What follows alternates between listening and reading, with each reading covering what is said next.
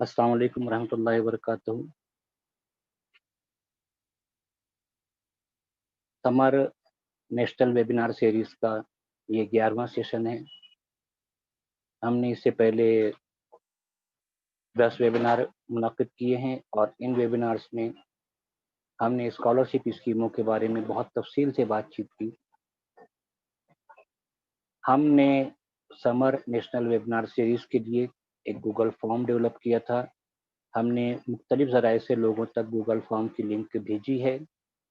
एक अच्छी खासी तादाद तकरीबन 500 से ऊपर लोगों ने गूगल फॉर्म हमारा भरा और हमने फिर उनसे व्हाट्सएप ग्रुप बनाकर कांटेक्ट किया। ये व्हाट्सएप ग्रुप लड़कियों के लिए अलग है, लड़कों के लिए अलग है। इन व्हाट्सएप ग्रुपों में जैसे-जैसे मामलात बढ़ते रहेंगे स्कॉलरशिप के और दीगर मामलात, हम ग्रुप के मेंबर्स के सामने अपनी बातें पेश करते रहेंगे। जैसे कि मैं आज बता दूं कि आज अभी ग्रुप में मैंने एक वीडियो शेयर किया है। सुबह भी मैंने एक वीडियो दोबारा भेजा था, जिसमें नेशनल स्कॉलरशिप पोर्टल पर रजिस्ट्रेशन का क्या तरीका है उसमें बताया गया था।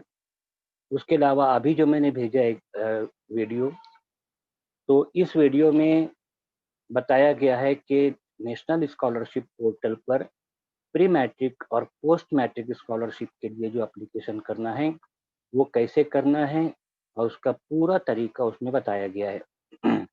हमने रोज़ अव्वल ही ये इरादा ज़ाहिर किया था कि हम चाहते हैं कि हमारे स्टूडेंट्स, हमारे पेरेंट्स खुद मुख्तार बने इन मामलात में, उनकी मोहताजी ख़त्म हो और वो आसानी से अपना हर काम खुद कर सकें। तो ये हमारी कोशिश है जिसके लिए हम यहाँ पर बातें करते हैं। हमारे दरमियान इससे पहले पूरे 10 वेबिनार में हमने मुल्क के अलग-अलग हिस्सों से इनको दावत दी थी और वो मुअज़्ज़िज़ीन हमारे दरमियान आए और उन्होंने अपनी बातें पेश की। हमने इससे पहले बताया था कि हमारे वेबिनार सीरीज़ के लिए हमने 500 लोगों से कॉन्टैक्ट किया था लगभग, और फिर बाद में हमने इन लोगों का एक ग्रुप भी बनाया है, व्हाट्सएप ग्रुप। ये वो तमाम मुहिब्बान हैं, वो तमाम हमसे प्यार करने वाले लोग हैं, वो हमारे साथ देने वाले लोग हैं, जो चाहते हैं कि कौम के लिए कुछ नया, कुछ अच्छा हो। तो ये हफ्ते भर के जो प्रोग्राम रहेंगे,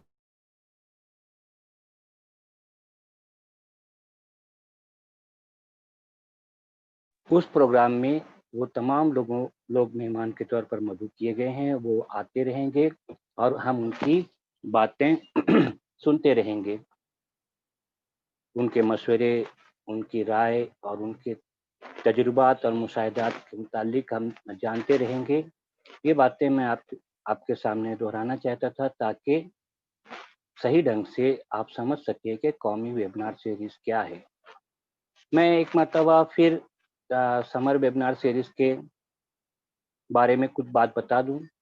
समर वेबिनार सीरीज़ में हिंदुस्तान में जो बच्चे तालीम हासिल करना चाहते हैं और हैं, उनके लिए रहनुमाई का पूरा नज़्म किया गया है। इस वेबिनार सीरीज़ में हमने 3 टॉपिक्स सेलेक्ट किए थे।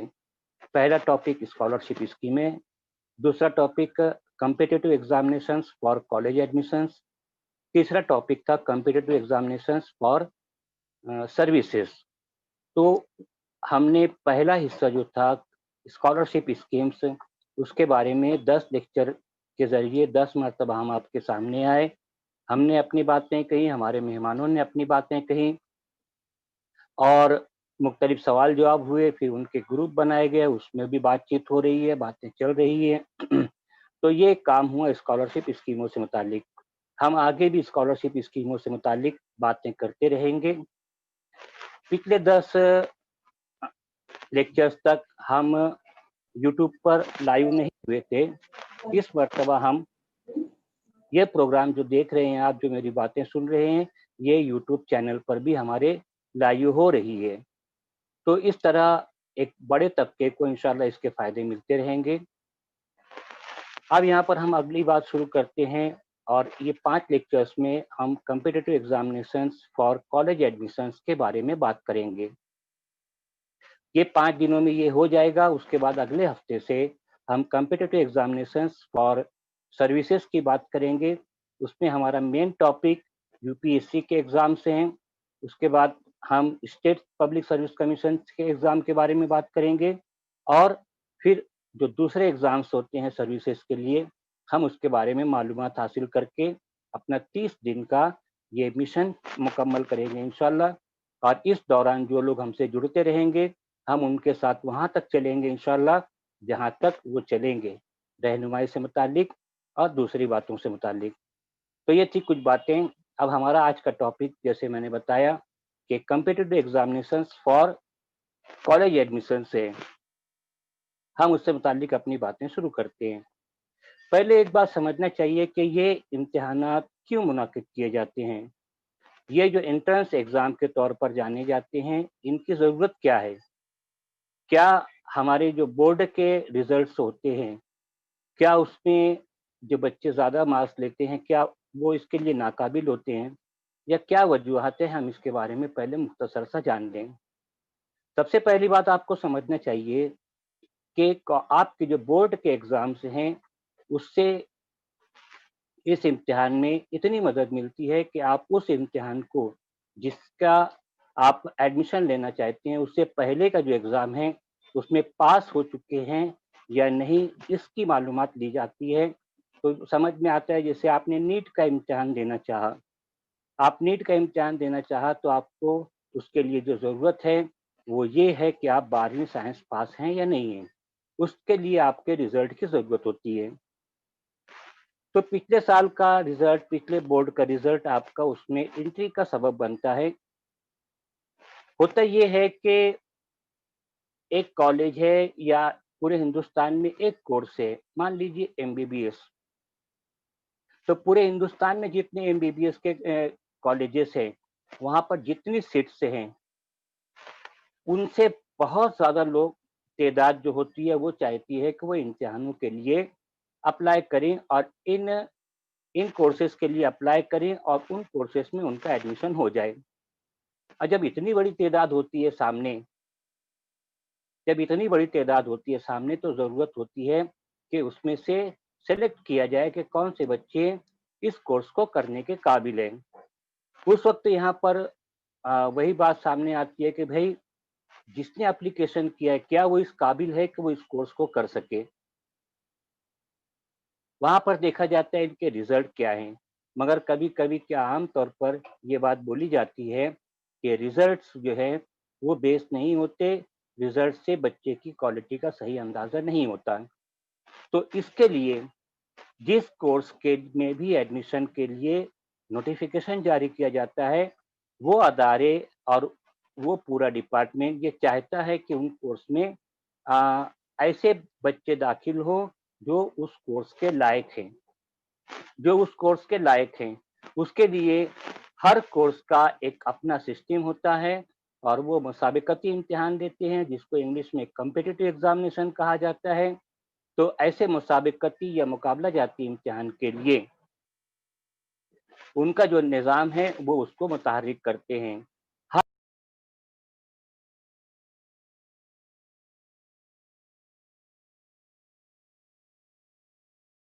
इम्तिहानात की एक हद होती है, एक तरीका होता है जिसको हमको समझना चाहिए।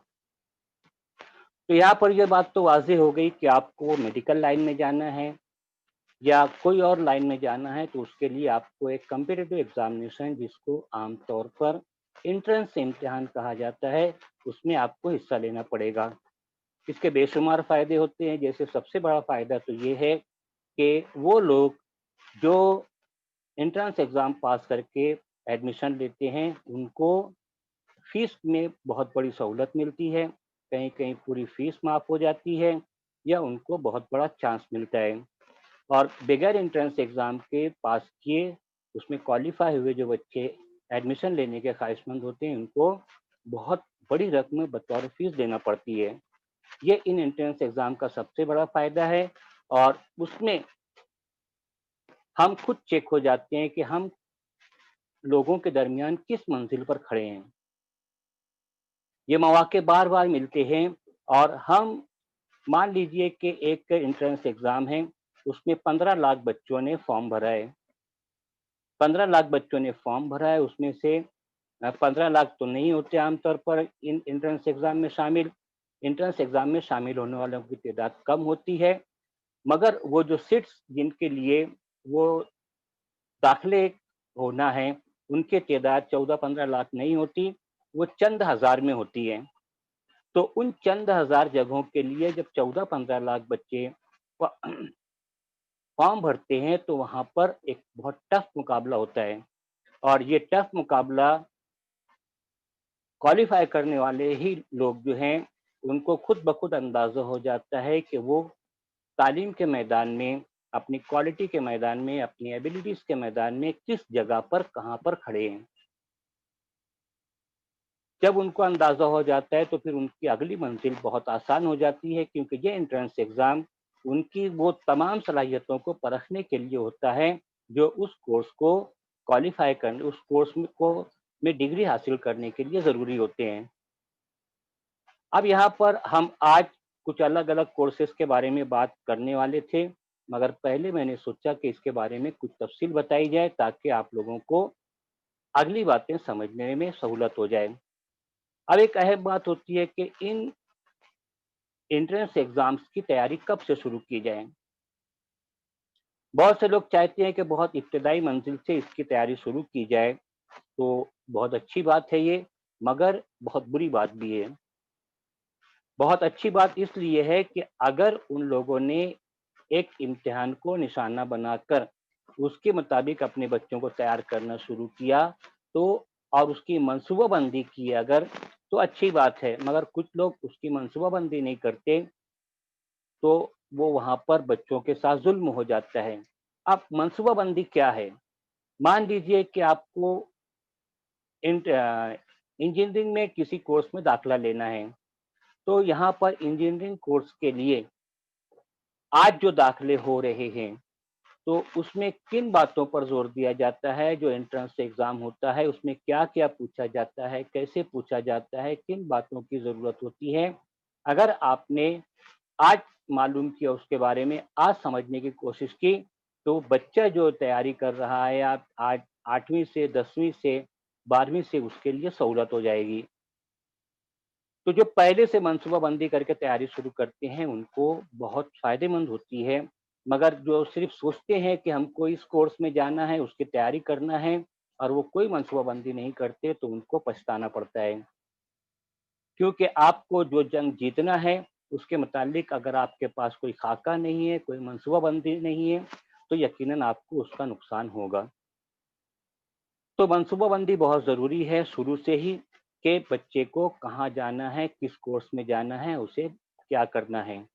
हम लोगों के पास हम लोगों ने आम तौर पर देखा है कि लोगों के पास मनसूबाबंदी नहीं होती। वो बोलते हैं कि जब 10वीं कर लेगा, जब 12वीं कर लेगा, जब ग्रेजुएट हो जाएगा, तो हम सोचेंगे कि उसको क्या करना है आइंदा ज़िंदगी में और ये चीज़ नुकसानदेह होती है और बच्चों को ज़िंदगी भर उसका अफ़सोस करना पड़ता है कि मनसूबाबंदी, प्लानिंग ज़रूरी है हर काम के लिए कि प्लानिंग मैंने पहले लेक्चर्स में बताया था कि हर एक के लिए ज़रूरी है कि वो एजुकेशनल प्लानिंग पूरा करे। एक बच्चा कहाँ जाएगा, किस तरफ जाएगा, उसकी मंज़िल क्या है, उसका डेस्टिनेशन क्या है, उसकी प्लानिंग उसके बचपन से ही होना चाहिए और ये प्लानिंग उनके माँ-बाप करते हैं और इस प्लानिंग में उनके टीचर्स उनका फुल कोऑपरेट करते हैं।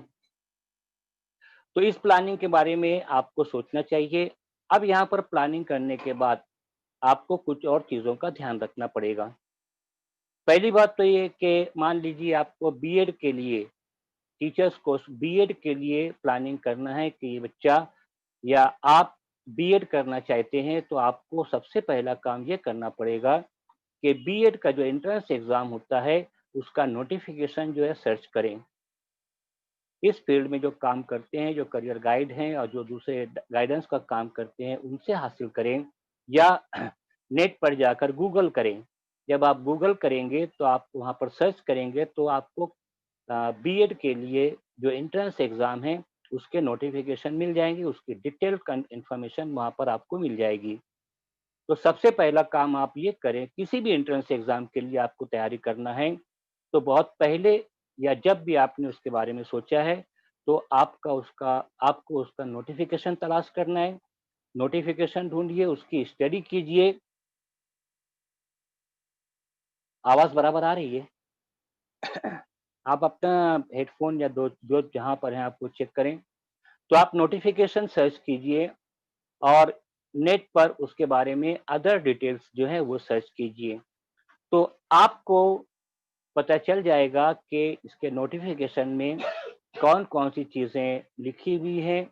वहाँ पर आपको तमाम यानी बीएड के लिए या एमबीबीएस के लिए या दूसरे एग्ज़ाम्स एंट्रेंस एग्ज़ाम के लिए वहाँ पर आपको पूरी डिटेल मिल जाएगी। वहाँ पर आपको पता चल जाएगा कि एजुकेशनल क्वालिफ़िकेशंस क्या होती हैं।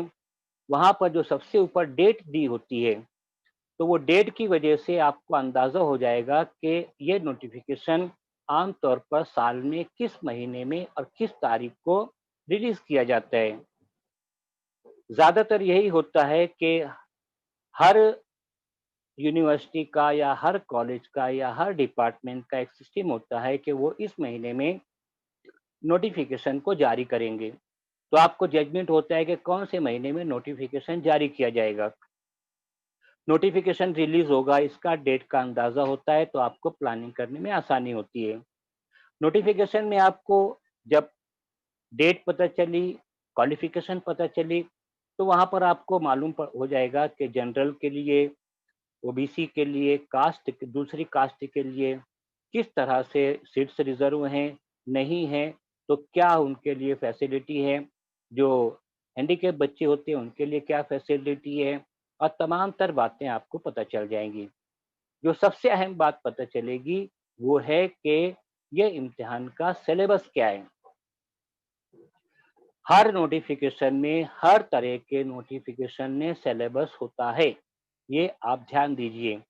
तो आपको जो सिलेबस पता चलेगा तो आपको वो सिलेबस देखने के बाद, समझने के बाद पता चल जाएगा कि आपको कौन-कौन सी बातों की और कैसे-कैसे तैयारी करनी है। जब आप वो नोटिफ़िकेशन का सिलेबस देखेंगे तो आपको थोड़ा-सा हैरत होगी कि उसमें आपके कोर्स के अलावा भी कुछ और चीज़ें शामिल हैं।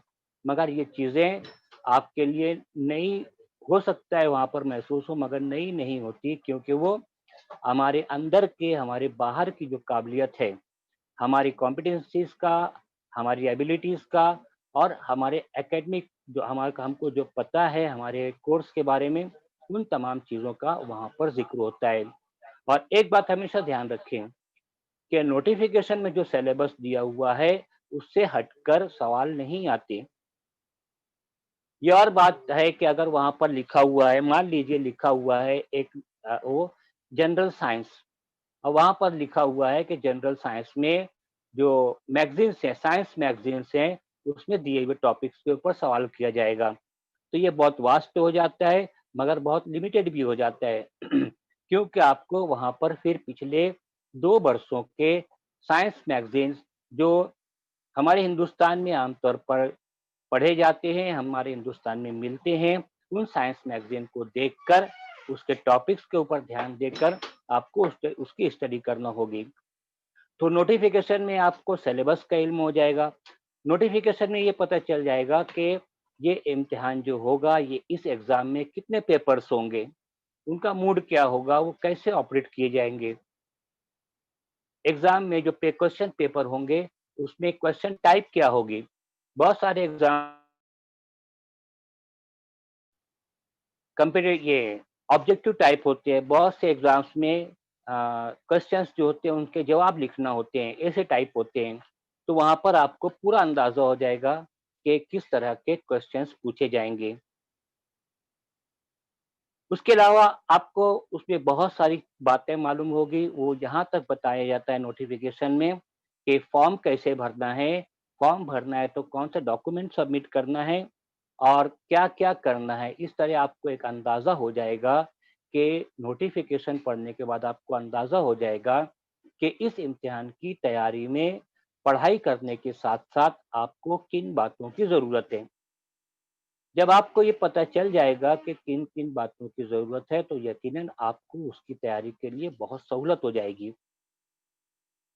जब ये पता चल गया कि आपको नोटिफिकेशन के ज़रिए पता चल गया कि आपको किन बातों की ज़रूरत है, तो उसके बाद की स्टेप आती है कि आप उन बातों के लिए तैयार रहें और उनको अपने सामने तैयार रखें। जैसे मान लीजिए कि उसमें कास्ट का ज़िक्र है, तो आपको वो इम्तिहान होने से पहले, उस इम्तिहान का फॉर्म भरने से पहले आपको अपना कास्ट सर्टिफ़िकेट पूरे तौर पर तैयार रखना है। कहीं स्टेट का जो कास्ट सर्टिफ़िकेट वो काबिल कबूल होता है, कहीं-कहीं वैलिडिटी के बारे में बोला जाता है और बहुत सारी बातें होती हैं। तो कास्ट के मुतालिक वहाँ पर जो भी कास्ट सर्टिफ़िकेट के मुतालिक वहाँ पर जो भी बातें हैं, आपने चूँकि पहले पढ़ लिया है, इसलिए आपको ज़रूरी है कि आप उसको मुकम्मल तौर पर अपने पास तैयार रखें। हैंडीकैप बच्चों के लिए उसमें अगर कोई रिज़र्वेशन है, तो वहाँ पर दर्ज होगा कि कितने परसेंट पर और कौन-कौन से टाइप के क्या-क्या चीज़ें हैं जिसको आपको तैयार रखना है, तो आप वो सर्टिफ़िकेट्स तैयार रखें। और भी बहुत सारी चीज़ें वहाँ पर ज़िक्र होती हैं, तो आपको वो तमाम डॉक्यूमेंटेशन का काम मुकम्मल करना है। लोग आमतौर पर परेशान इसलिए हो जाते हैं कि जब वो फॉर्म भरने जाते हैं, तो उनका डॉक्यूमेंटेशन का काम पूरा नहीं होता। नोटिफ़िकेशन के पढ़ने का ये फ़ायदा है। तो नोटिफ़िकेशन के ज़रिए पहली बात ये कि आपको तमाम तर पूरी मालूमात जो है हासिल करके उसकी तैयारी कर लेना है। अगला स्टेप आता है कि आपने 12वीं साइंस कर लिया है, आपको नीट में जाना है। तो आपको पर ये समझना पड़ेगा कि नीट के क्वेश्चन पेपर में सवालात किस टाइप के आते हैं, कहाँ-कहाँ से सवाल आते हैं और सवाल जो है किस तरह पूछे जाते हैं। कॉम्पिटिटिव एग्ज़ामिनेशंस की एक खूबी ये होती है कि उसमें डायरेक्ट सवालात कम होते हैं और आम तौर पर सवालात को ट्विस्ट किया जाता है और कभी-कभी तो ऐसा भी होता है, हमने देखा है कि सवाल में ही जवाब होता है मगर उसको इस तरह से भरता जाता है कि स्टूडेंट्स उन सवालों के जवाब ढूँढने में नाकामी महसूस करते हैं और वहाँ पर भरपूर तैयारी काम आती है और भरपूर तैयारी करने का एक तरीका ये है कि पिछले बरस के जो पेपर्स हैं, पहले के जो पेपर्स हैं, प्रीवियस क्वेश्चन पेपर्स, उनको हासिल किया जाए। आम तौर पर नेट पर वो प्रीवियस क्वेश्चन पेपर्स मिल जाते हैं, तो आप उनको डाउनलोड कीजिए या किसी और ज़रिए से हासिल कीजिए और उन क्वेश्चन पेपर्स की पूरी प्रैक्टिस कीजिए। जब आप अच्छी तरह से उनकी प्रैक्टिस कर लेंगे, तो आपको समझ में आ जाएगा कि किस तरह के क्वेश्चन्स आते हैं, उनका सिस्टम क्या होता है और उनको किस तरह से डील किया जाता है और हमको क्या समझना है उसमें और कैसे करना है। ये तमाम बातें आपको अच्छी तरह हो जाए समझ में आ जाएँगी। क्वेश्चन पेपर्स के ताल्लुक से ही मैं कह दूँ कि बहुत सारे एग्ज़ाम्स के मॉक क्वेश्चन पेपर्स नेट पर अवेलेबल हैं, क्विज़ अवेलेबल हैं। तो आपको सर्च करना है कि आप जिस एग्ज़ाम में अपीयर होना चाहते हैं, उसके question papers, model question papers कहाँ पर हैं, उनको हासिल कीजिए, क्विज़ हासिल कीजिए, नेट पर सब अवेलेबल हैं। हम भी अपने ग्रुप में उसके ताल्लुक से रहनुमाई करेंगे। अलग-अलग कोर्सेज़ के लिए होने वाले ऑनलाइन क्विज़ कॉन्टेस्ट और दूसरी बातों का हम अपने ग्रुप में अपने स्टूडेंट्स को तफ़सील बताएँगे इंशाअल्लाह। तो यहाँ पर ये बात वाज़ेह हो जा रही है कि तैयारी करने के लिए लाज़मी है, कंपल्सरी है ये कि हम पहले हुए क्वेश्चन पेपर्स को हासिल करें, उनको सॉल्व करें ताकि हमारे सामने उसका पूरा सिस्टम आ जाए। एक और बहुत अहम चीज़ आती है हमारे सामने वो है लैंग्वेज फैक्टर। ज़बान पर उबूर होना चाहिए। लैंग्वेज प्रोफिशिएंसी बहुत ज़रूरी है। अगर आपके अंदर लैंग्वेज की एबिलिटी नहीं है, लैंग्वेज को सिस्टमैटिक यूज़ करने की एबिलिटी नहीं है, तो आपको नुकसान होगा। आपकी तमाम तर मालूमात मुकम्मल मगर लैंग्वेज के बारे में आपकी इन्फॉर्मेशन अधूरी है, तो उसका नुकसान आपको उठाना ही है। मैं ये नहीं कहूँगा कि आपको उठाना पड़ सकता है, बल्कि मैं ये कहूँगा कि उसका नुकसान आपको होना ही होना है। लैंग्वेजेज़ कौन-सी? सबसे पहली लैंग्वेज जो आपकी मदर टंग है, जो आपकी मादरी ज़बान है। क्योंकि जो आदमी अपनी मादरी ज़बान पर जितना ज़्यादा कमांड रखेगा, उसकी दूसरी ज़बानों की जो एबिलिटी है, उसको जानने का अमल है, वो उतना बेहतरीन होगा। तो आपकी मादरी ज़बान पर आपको पूरा फुल कॉन्फिडेंस होना चाहिए और फुल एबिलिटी उसको यूज़ करने की आपके अंदर होनी चाहिए। अब आप कहेंगे कि हम तो अपने बचपन से वो बोलते आ रहे हैं, वो समझते आ रहे हैं, उसको पढ़ते आ रहे हैं, उसमें लिखते आ रहे हैं, फिर कहाँ से एबिलिटी हो? मगर ये एबिलिटी बहुत ज़रूरी है। आप जब उसका किताबें पढ़ेंगे, लिटरेचर पढ़ेंगे तो आपको समझ में आएगा कि ज़बान को समझना कितना मुश्किल काम है और वो ज़बान को समझना कितना आसान भी है और कितना उसमें मज़ा भी आता है। जैसे मैं यहाँ पर सरसरी अपनी बात को पेश करने के लिए जो लैंग्वेज प्रोफिशिएंसी है, लैंग्वेज पर कमांड है, उसके ताल्लुक से मैं मिर्ज़ा गालिब का एक शेर यहाँ पर पढ़ना चाहूँगा। देखिए, आप उसको किस हद तक समझ सकते हैं, ये जायज़ा लीजिए।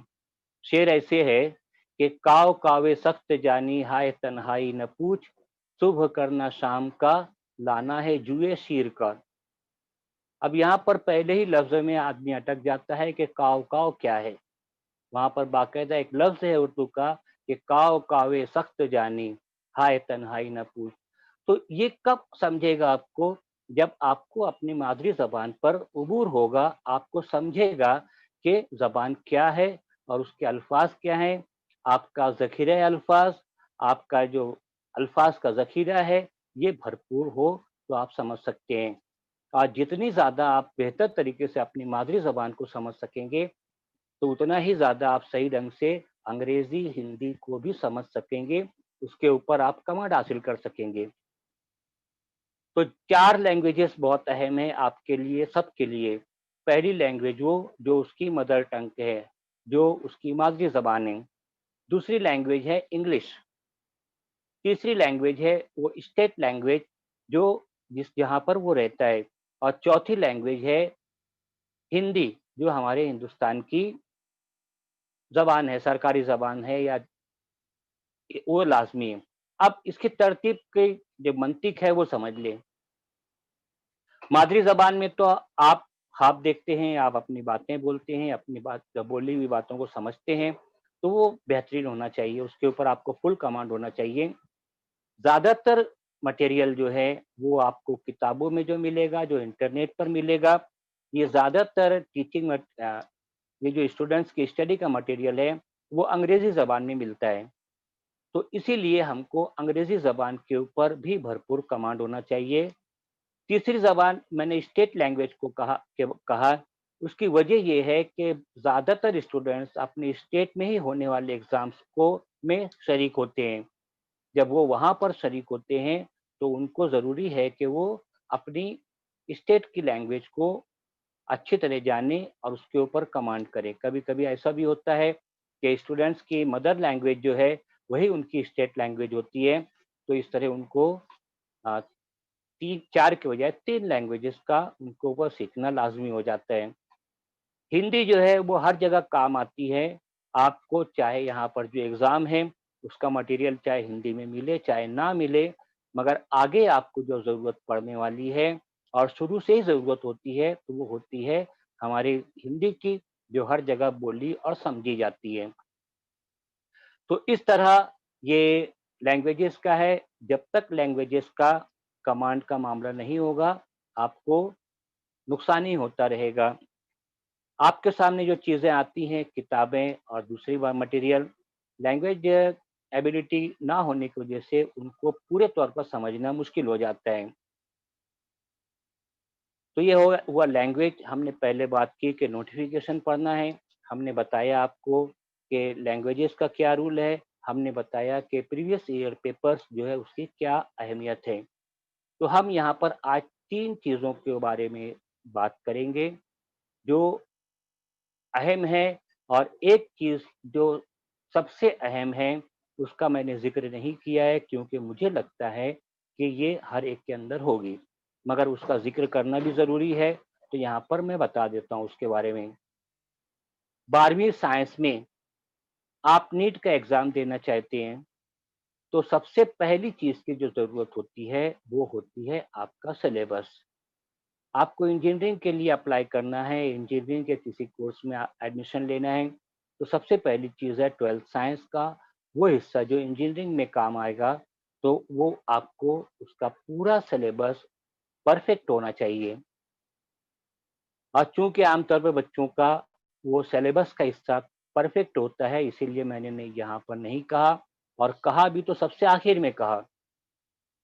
एक बात ध्यान दीजिए कि किसी भी कोर्स में एडमिशन के लिए जो एंट्रेंस एग्ज़ाम होता है, वो एंट्रेंस एग्ज़ाम के क्वेश्चंस जो हैं, उसका 90% या उसके आस-पास का परसेंट जो है, वो सिलेबस बेस्ड होता है। बस उनके पूछने का तरीका आम यूनिवर्सिटी, कॉलेज एग्ज़ाम से थोड़ा अलग होता है। तो ये चीज़ ध्यान दीजिए। अब यहाँ पर आपके सामने 4 बातें आ गई हैं। इनको हम एक मर्तबा रिवाइज़ करके अपनी बात को यहाँ पर मुकम्मल करेंगे इंशाअल्लाह। पहली बात जो मैंने सबसे आखिर में कही, वो ये है कि आपका जो सिलेबस है, वो आपको पूरे तौर पर याद होना चाहिए, ताकि आप सही ढंग से सवालों के जवाब दे सकें। उसके बाद मैंने कहा है कि नोटिफ़िकेशन, तो आपको जिस एग्ज़ाम में भी शामिल होना है, उसके पहले के नोटिफ़िकेशंस के बारे में आप पढ़ें, उसको समझें, उसमें दी हुई तमाम शराइत को अच्छी तरह ध्यान से पढ़ें, और अगर मुमकिन हो तो अपने पास नोट करें, ताकि वो बाद में आपके सामने मुख्तसर सूरत में, नोट की सूरत में सामने आती रहे। तीसरी चीज़ मैंने बताया, और वो है प्रीवियस ईयर पेपर्स। तो पहले के जो पेपर्स हैं, उनका मुताला करना आपके लिए लाज़मी है, ताकि आप समझ सकें कि सवाल किस तरह आते हैं, और उनको किस तरह समझा जा सकता है, और उनको किस तरह उनका जवाब दिया जा सकता है। चौथी बात लैंग्वेजेस है। लैंग्वेजेस में अगर आपको कमांड नहीं है, तो आपकी स्टडी में मुतासिर होगी उससे, आपकी स्टडी में फ़र्क पड़ेगा, क्वेश्चन पेपर्स को समझने में आपको नाकामी हो सकती है। तो ये 4 पॉइंट्स मैंने यहाँ पर बताए, जो किसी भी कॉम्पिटिटिव एग्ज़ामिनेशंस की में कामयाबी हासिल करने के लिए ज़रूरी है। तो ये आपके सामने बातें हैं। अब इसके ऊपर से अगर कोई क्वेश्चन है आपके पास, तो वो यहाँ पर वो क्वेश्चन आप पूछ सकते हैं। जी,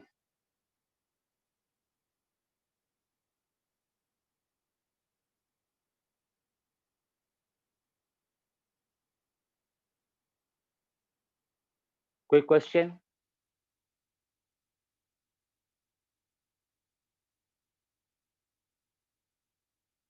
नो क्वेश्चन?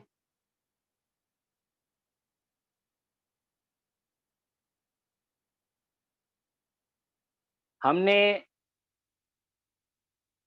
इसके बारे में हम मुकम्मल तौर पर अपने प्रोपेगेंडा कर रहे हैं कि हम कॉम्पिटिटिव एग्ज़ामिनेशंस और दूसरे बातों के बारे में वेबिनार में मालूमात दे रहे हैं।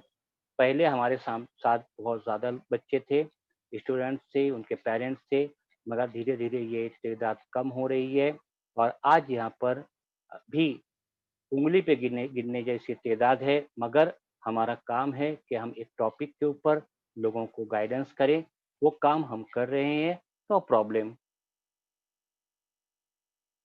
आप नीट का नोटिफ़िकेशन, नीट के सिलेबस के बारे में पूछा जा रहा है, तो सबसे बेहतर ये पड़ेगा आपके लिए कि आप नीट का जो नोटिफ़िकेशन है, वो डाउनलोड करें, उसकी स्टडी करें।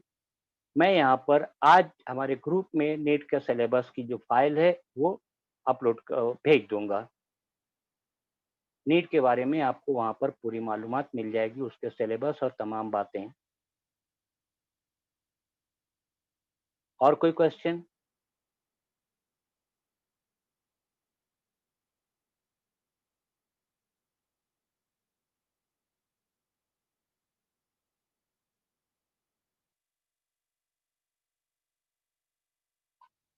हुँ।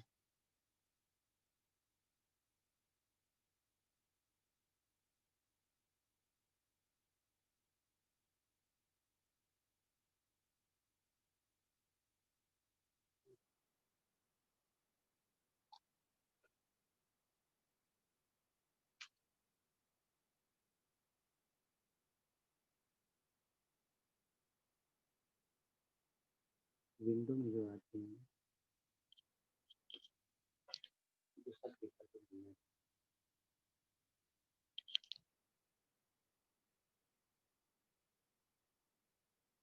हुँ।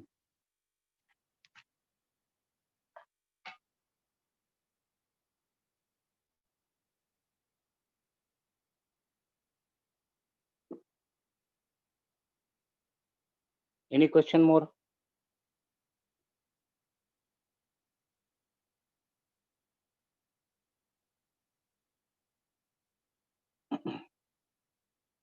हमारे मेहमानों में यहाँ पर जमील कामिल सर मौजूद हैं मुंबई से, गजाला आज़ाद साहिबा हैं, शाहताज खान साहिबा हैं, शबाना मुजावर भी हैं, यास्मीन सुरवे साहिबा भी हैं, नौशाद बेगम हैं, हमारी बुजुर्ग।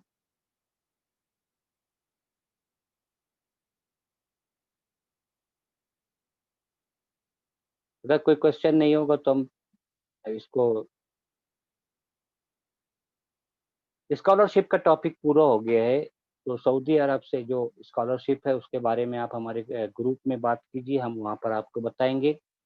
मैं यहाँ पर मैसेज बॉक्स में हमारे गूगल फॉर्म की लिंक और वेबिनार की जो लिंक है, वो जो पूरा मैसेज है यहाँ पर मैं भेज रहा हूँ, आप उसको यहाँ से कॉपी कर सकते हैं।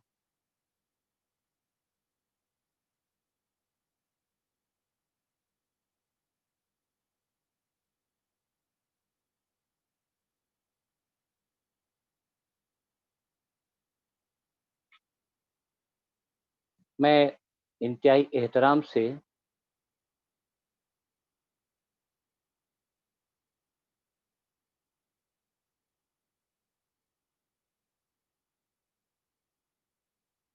सारे लेक्चर्स, अभी ये जो लेक्चर हो रहा है, ये जो बातें मैंने की है, ये यूट्यूब पर है, मैं यहाँ उसकी लिंक दे दूंगा, यूट्यूब लिंक। और इससे पहले के जो हमारे लेक्चर हुए हैं 10 लेक्चर, हम बहुत जल्द उसकी वीडियोस जो हैं हमारे यूट्यूब चैनल पे शामिल करने वाले हैं, आप वहाँ से देख सकते हैं। मैं जमील कामिल सर से गुजारिश करूँगा वो यहाँ पर हमारे सामने आए और हमारे सामने अपनी बातों को पेश करें। जमील कामिल सर।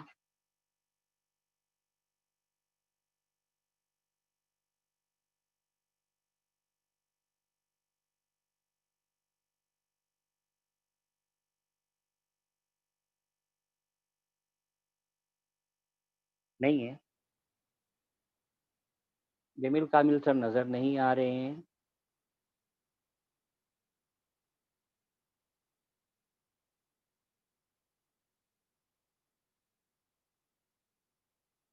लिंक आपके सामने आ रही है, आप उस लिंक के ज़रिए शामिल हो सकते हैं।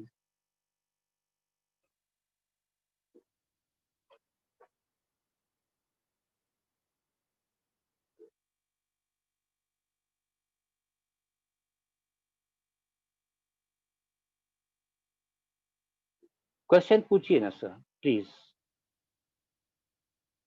क्वेश्चंस के बगैर बात नहीं बढ़ती।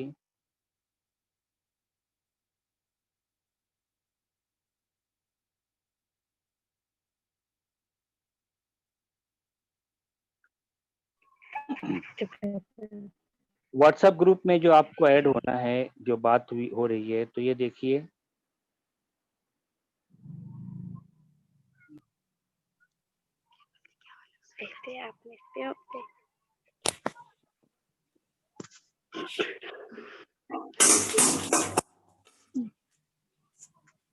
समझे उनकी बात।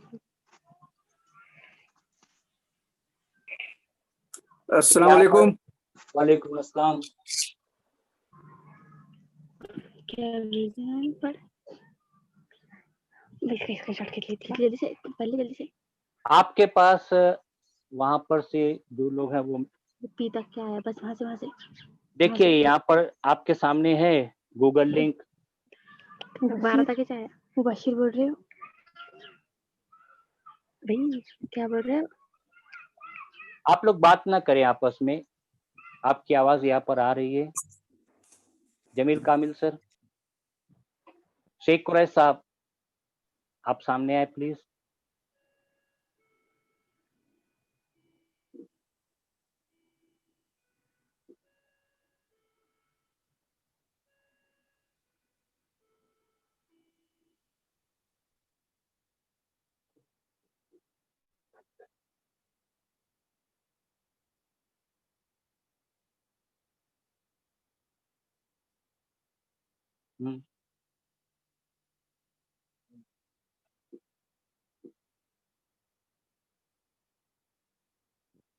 गजाला साहिबा, 1 मिनट मैं यहाँ से दुरुस्त कर लूँ।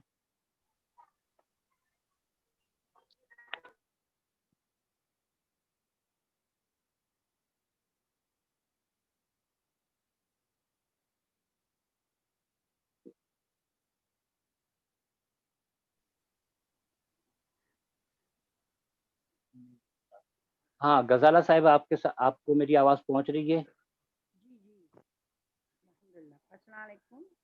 वालेकुम अस्सलाम। हम चाहते हैं 2-3 मिनट में आप कुछ तरगीबी बातें करें हमारे बच्चों के सामने। जी, 2-3 मीटिंग और चल रही थी, वो फ्राइडे अच्छा, सैटरडे अच्छा। और यहाँ मुहर्रम भी हो गया है, फिर मजलिसें हो रही हैं हाँ, और हाँ। 3 मीटिंग थी, भारत बचाओ आंदोलन की भी मीटिंग थी, तो सेम टाइम हो रहा था, 2 बजे से मतलब 7-8 बजे तक चल रहा था, तो थोड़े मसरूफ चलिए, हैं फिर तो हम आपको आपको सुन नहीं दोबारा पाए। सुनेंगे इंशाल्लाह, है ना? और सवाल ये है कि मैंने बहुत सारे कॉलेज स्टूडेंट जिन्होंने मुझसे पूछा हुआ था, आपका लिंक भेजा था, तो मैं हाँ, समझी शायद वो ज्वाइन हो जाएंगे, तो मैं चेक करती हूँ तो कोई वो लोग ज्वाइन नहीं हुए हैं और कोई सवाल भी नहीं पूछा, तो मुझे अंदाज़ा है कि शायद उन्होंने आपकी साइट पे आके आपका लेक्चर भी नहीं सुना है और मालूमात ली नहीं, वरना कुछ क्वेश्चन मुझसे आते तो मैं बराबर आपसे हाँ, पूछती। जी, तो जब जुड़ते हैं तो अंदाज़ा हो जाता है ना कि वो बच्चे मौजूद हैं कि नहीं। तो नहीं आए हैं वो अभी तक आपके लेक्चर में, वो तो अब उनका ही लॉस हो रहा है। हमने गाइड तो किया क्योंकि कॉलेज बंद होने से भी एक प्रॉब्लम हो रहा है कि नहीं तो हम डायरेक्ट बता देते थे प्रिंसिपल के थ्रू या प्रोफेसर के थ्रू, अभी वो क्लासेस स्टार्ट नहीं हुई है, हाँ, तो मेरा मैसेज शायद सब तक नहीं पहुंच पाया, वरना ये इतना मालूमाती लेक्चर्स हो रहे हाँ, हैं, मुमकिन बच्चे गजाला फ़ायदा उठा मैडम, हमारे दरमियान एक और हमारे मेहमान हैं, शेख कुरैश साहब, अगर उन तक मेरी आवाज़ पहुँच रही है। कटक से ताल्लुक़ रखते हैं ये, उड़ीसा। कुरैश साहब, मेरी आवाज़ पहुँच रही है आप तक?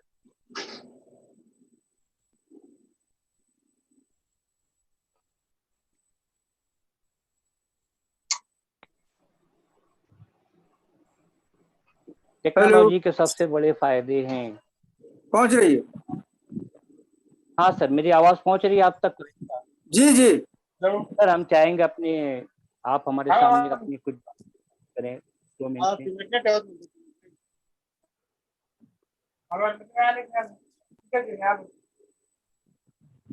सर, आपकी भी आवाज़ नहीं पहुँच रही है, कुछ प्रॉब्लम्स हैं मेरे ख्याल में। अभी हम हेलो,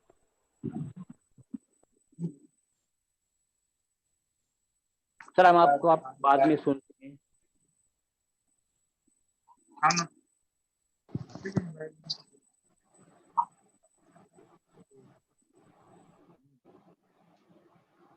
हम यहाँ पर अपने आज की मीटिंग मुकम्मल कर रहे हैं। हमें महसूस हो रहा है कि कुछ नेटवर्क प्रॉब्लम चल रहे हैं जो लोगों तक।